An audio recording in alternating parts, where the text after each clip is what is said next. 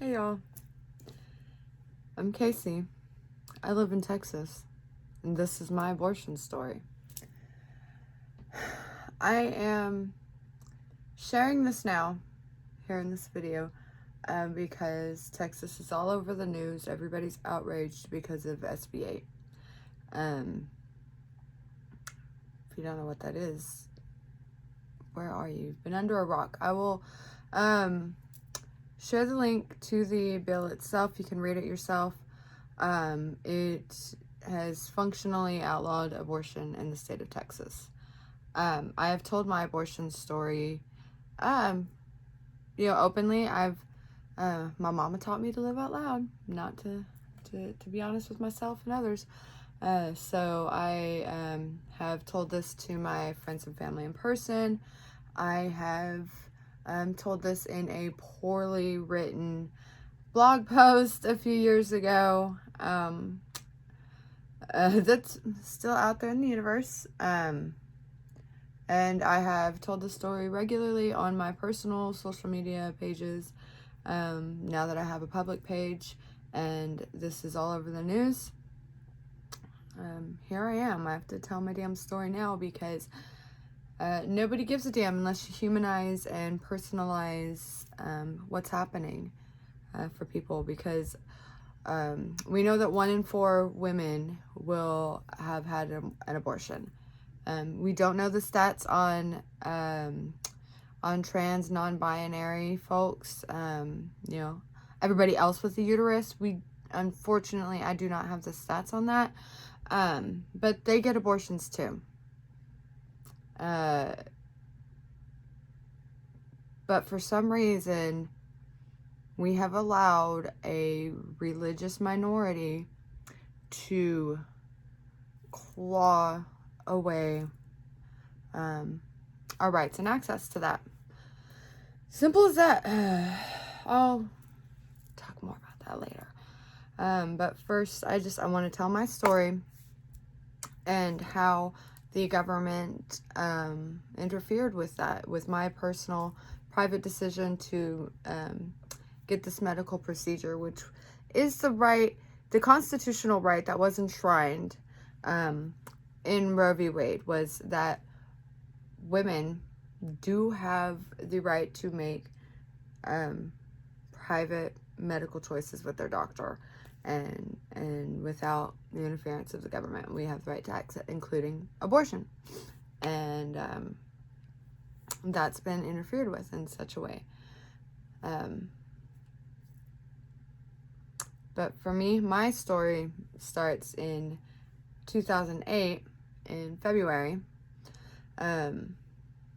This would be my 3rd pregnancy. It came, about 2 years after I had my last son, and about a year after I had graduated from a trade school and was trying to get my life together, and realizing that I wasn't going to be able to get my life together with the father of my other 2 kids. We were teen parents. I thought that's what we had to do, was to make it work, and that was how, and then it became very clear that was, the only way to keep them in their lives. So I was trying to make it work, and then in February, I, got sick. With each of my pregnancies, I was hit with major nausea, to the point for months and months I couldn't keep down anything, including water, no food, no vitamin pills. Those were constantly coming up. Everything. It was a struggle. So I would lose weight rapidly. I would later find out that is a diagnosable condition that could have been treated a lot better than I had been up until to this point. But this point, I didn't know hyperemesis gravidarum was a thing. I didn't know a lot of things back then. But I did know that when I got sick, I did not want this pregnancy to continue. I knew that I had the right to an abortion, and that was to be my decision. I also knew I needed to get to a hospital, because it hits fast. In within about a week, I hadn't been able to keep food down. And when I say fast, it it didn't hit until I was about 8 weeks pregnant, and every time that's about when, I didn't have a missed period. Up until this point, I didn't have any other symptoms until this hits me. And then it hits me hard, it hits me fast, and I start immediately losing weight because you're not getting any nutrition. But as a teen mom, and later as a young mom, I just was ignored. I was told I wasn't trying hard enough. They didn't believe me when I said I wasn't keeping anything down, really. And only until about 3 months into the malnutrition, when I had lost so much weight, at that point, they couldn't ignore it anymore. I was getting admitted into the ER regularly. Then I would get IVs and anti-nausea medicines, and those were very expensive. So when this third pregnancy came up and this nausea hit, and and full on, like, I hate just saying nausea because people associate it with like the stereotypical morning sickness, and that's not what it is. But after that first week, and after I knew I was needing to go to the hospital, I knew I wasn't, I couldn't afford to do all that and get my shit together. So I went to the hospital to keep myself alive, because I had 2 kids that I needed to take care of. I had just moved back in with my mom. I was trying to get my stuff together, and get out of that relationship and situation, and take care of my 2 boys. And then this happened, and I could not. I remember laying in the hospital, and it was February 14th, Valentine's Day. And the doctor came in, and he told me, yep, you're pregnant. I knew that, but I was like, okay. And, he could tell immediately I was upset. And at this time, I was in a hospital where they were, I was uninsured, and they were allowed to kick me out at that point after 3 days. And so he said, I'm going to admit you, but we can only keep you, a couple days, and really you can't afford that. But we can get you on Medicaid for this, to try and cover this, but it's, that's it, so they admitted me, and I talked later when the doctor came and checked up on me when I was all by myself. He had seen how I had reacted, and he knew. Hey, there's my next kid I had after this. Anyways, who wouldn't be here if I hadn't had this abortion, by the way. Anyways, so the doctor, knowing, seeing how I reacted, he came to talk to me in private at night, without any, it was like he made sure nobody else could come around, nurses or nobody interrupted us, and he asked, he's like, do you, what do you want to do? What's your next move? Because you're about to have to leave this hospital, and you don't seem like you're going to be able, you don't seem healthy, and you don't seem like you're going to be able to take care of your 2 kids, so what's your plan?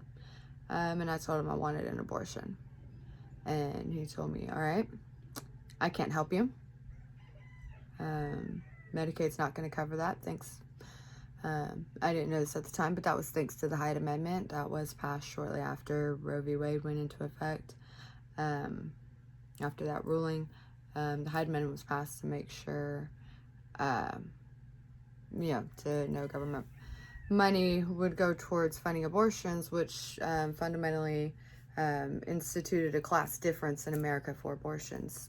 Poor women can't afford it so easily, thus the birth of places like Planned Parenthood, who have to help people access it because we're uninsured.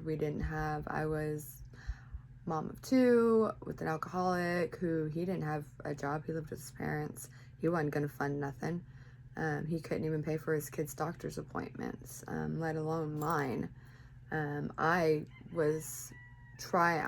had to, I couldn't work. I was too sick. I couldn't even take care of my kids. I remember after leaving the hospital, being discharged after that night and talking to the doctor and him telling me pretty much my only option is to find a place like Planned Parenthood who can get me an abortion at a rate I can afford, which I couldn't. But I remember just being at home on an air mattress that night and the next day, knowing I had to start making phone calls with my youngest, just barely turned 2, just at my feet, just needing me to take care of them. And I was in too much pain and too much, I hadn't eaten and been able to keep any food down in weeks. Your muscles start, malnutrition, it's a motherfucker. Hence, I've lost teeth. Scurvy, that's a thing that kicks in after a month of malnutrition. Think about months and months and months and months of malnutrition from my teens to early 20s. It has its effect. So I was just dreading that. I didn't want that. I was in my unhealthiest at that point I had ever been in my life. Depression does that to a person, and I knew I couldn't do this. The doctor, that night had told me, like, look, you've got to do something because you're not going to survive if you keep going the way you're going. If you don't get some sort of medical care, if you don't get some sort of, or if you don't end this now and get an abortion as fast as you can. He was concerned for my life. I was concerned for my life. Every pregnancy I had, I had, I'd almost died each one. So, the decision had been made, and I was finally able to get off of that floor mattress, the air mattress, and take care of my kid and start making phone calls. And I got an appointment with Planned Parenthood, and I found out, because the state of Texas, I had to have, at that time the law was I had to have 2 appointments, because there was a script the doctors have to read to us, and all these laws are still in effect with this, even with this new one. The script one is still in effect, the Hyde Amendment, that's all still in effect. Because, apparently I was too stupid to know what I was doing. Doctors got to tell us what's going on in there. Anyways, so that was heartbreaking enough, because those appointments had to be spaced out, and because of how many, they were just, there's too many people, so I had to wait a week between appointments. And because they have to schedule the abortions on a special day, when they have security there, they have to have extra security there. When you go there, they have there's security fencing around one part of the parking lot, and around the parking lot, but it's like privacy fencing around one part, though, towards the most public side of the road, and bomb, the bomb blast proof doors, and glass and bars over the windows to protect us from the crowd and mob that was yelling outside, that show up on those days. And because of those people, they have to have all the extra security, so they have to schedule them on special days. Because of all that, I had to go through extra time of waiting and writhing in pain and fear and struggling to take care of my kids. But thank goodness I had family support at that time. I was privileged enough to have a father with a friend who was able to help pay for the abortion. I had aunts and cousins who were, even though they were not at all happy with my decision, they still watched my kids for me for my appointments, and they still helped out and helped take care of my kids and my mom, of course. I had that support. Not everybody gets that. I feel for those who have to have done those waiting periods without the support that I had. And if y'all are watching, thank you guys so much. And I also, I feel for the women now who are now stuck without that hope that I had, at least, of an appointment date. I had a light at the end of my tunnel, and my tunnel was dark, and but I at least knew that, okay, I could make this choice, I could set this date, I could get to the appointments, and I could get to the other side, and I could get on with changing my life and getting out of that situation and building the life that I have now, actually. But I wouldn't have had I not been able to get that abortion. But when I went there on that day to get the abortion, thankfully I had, my father and his friend, were able to take me. I had my family watching the kids, and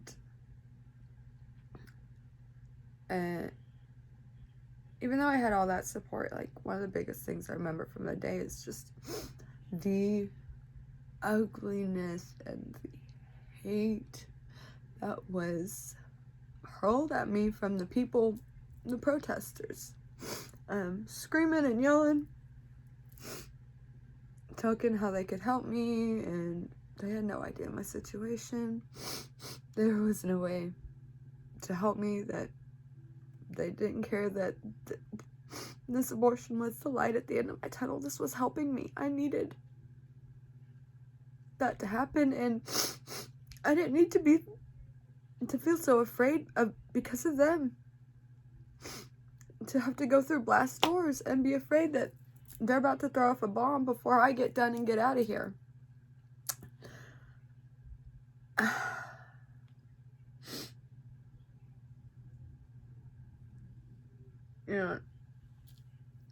So after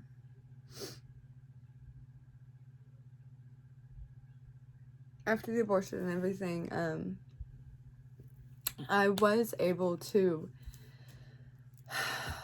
get healthier, get my life together. It was complicated. Things took a while, a few steps back, depression's a motherfucker, and healing from all of that.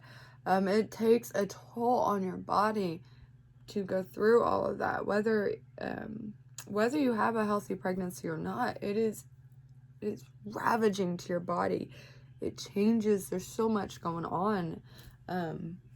So there's, recovery time and stuff. But eventually, I got my shit together, got healthier. I ended up,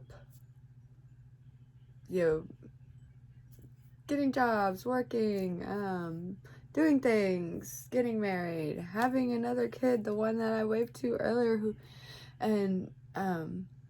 being self-employed business lady now. None of that would have happened had I not been able to get that abortion. And now, thanks to this newest law, Let's say that abortion happened at 11 weeks.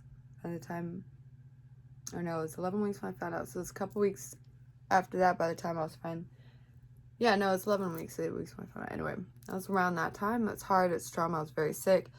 You know, but I looked back at that blog post I made that was a lot closer to the event, to kind of check up on that timeline, the weeks and stuff, and say I was around 11 weeks when I had it. So that would be outlawed right now.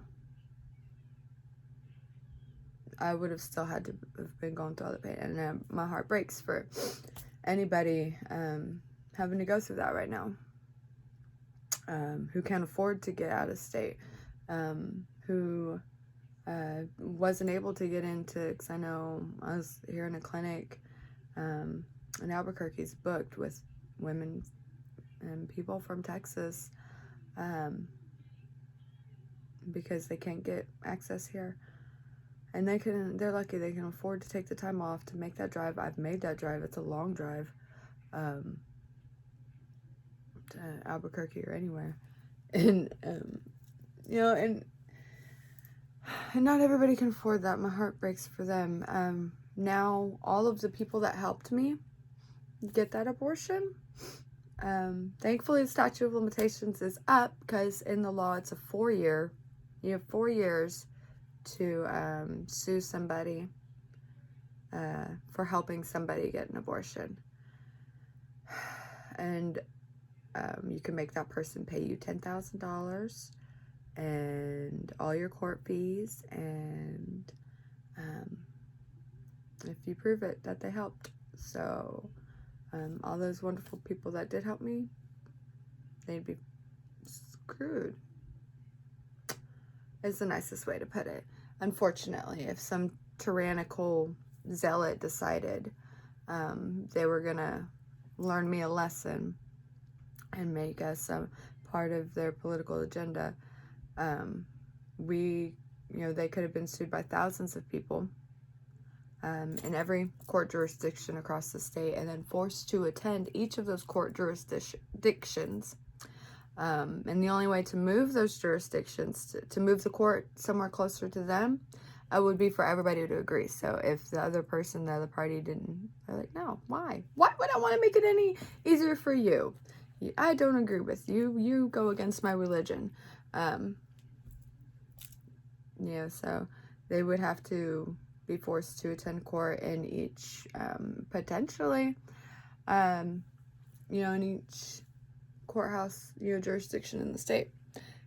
And that's, make sure I didn't catch my hair on fire. My candle went out. I'm good. Anyways,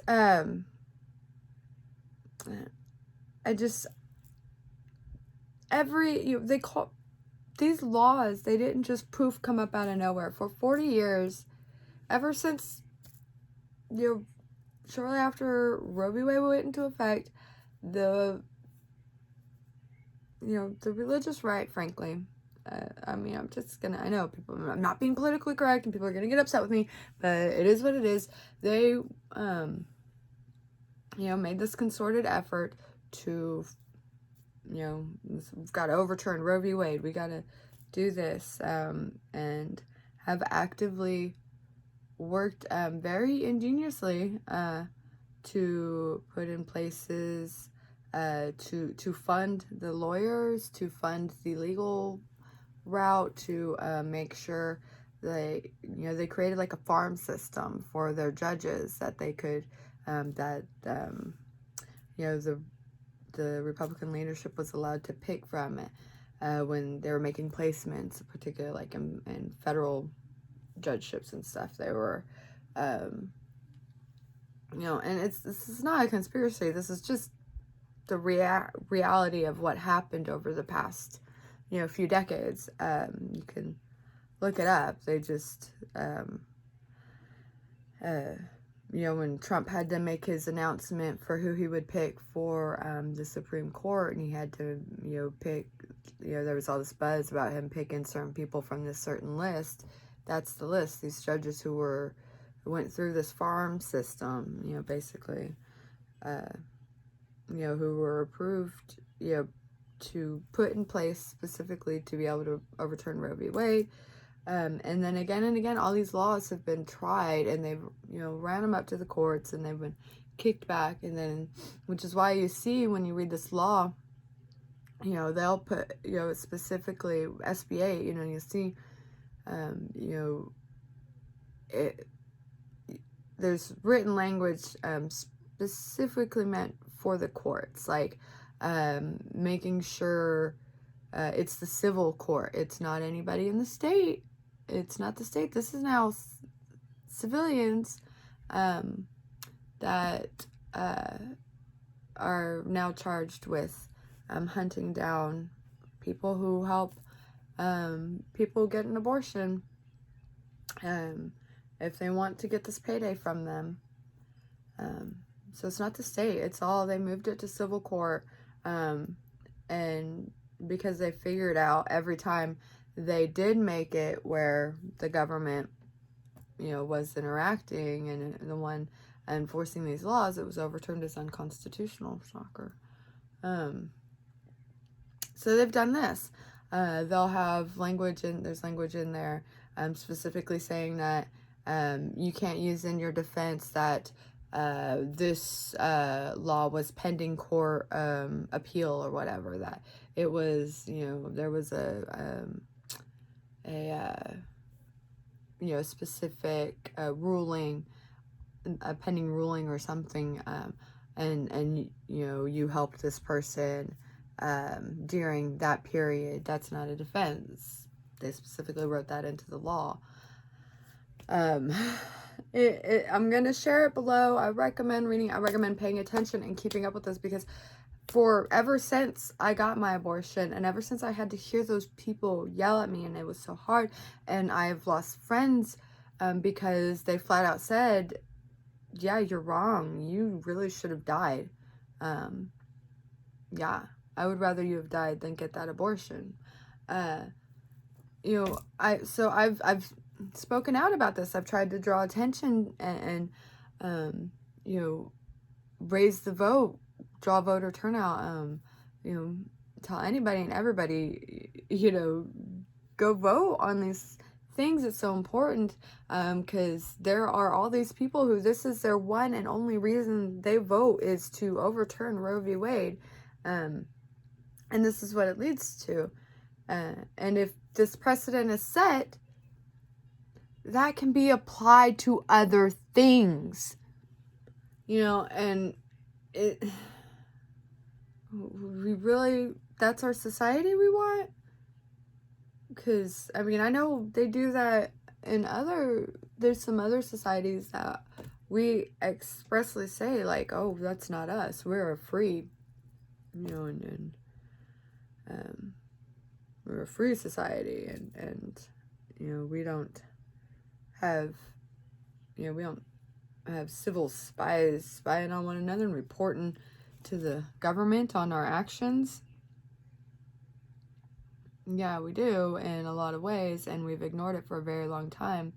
And now it's, we've taken these steps backwards, and I really hope everybody that's really upset right now continues to pay attention, continues to be active. I'm reading right now, I really recommend it, Jane's Due Process. I will also post a link to that down below. And she says right at the beginning, what do I do? How do I stop this? What's happening? And she recommends just say yes to everything. Tell your story. Get active, vote.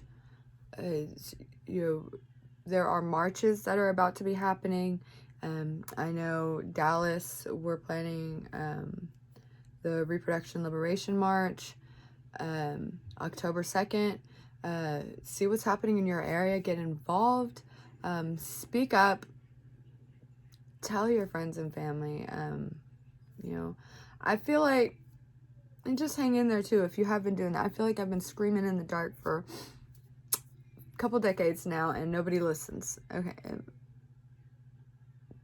Or at least like 12 years, a dozen years now, and nobody listens. And And here we are now to abortions effectively banned in Texas in such a horrifying way. Like, civil liberties can be blown out the window. It's just stay involved, stay active, stay engaged. Don't, you know, I've heard again and again how, oh, it'll never happen. Oh, I can't change anything. Oh, you matter. You can change. It will happen. It is happening. It's been happening. So thanks. Thank you guys all so much for listening. For this, as you can tell, this isn't always easy. There's a lot of complicated emotions involved. That's all right. And I'm okay with this. I am privileged enough to be able to speak about this. I was sterilized after my last child, so I do not have to worry about this law affecting me. And so if I draw attention to myself, I'm not afraid of not being able to get an abortion because I was able to be sterilized, and I don't have to worry about that anymore. Thank my doctor. He's the best. MVP. Yeah. Anyway, but I am very privileged to be able to speak about this. So I will understand it's not so easy for everybody to speak about this. So I will take the pain. I will take the tears. I will own it. I will happily deal with that. If it gets one person to listen, one person to go vote, one person to, read the bill, read the law, and one person to pay attention, one person to pick up a book and learn the history of this stuff, anything, really, to make this worth it, that will be great. So, yeah, I'll take it, man. Thanks so much. Love you guys. Oh, I hear my husband going home. I'm gonna go get a hug. Bye.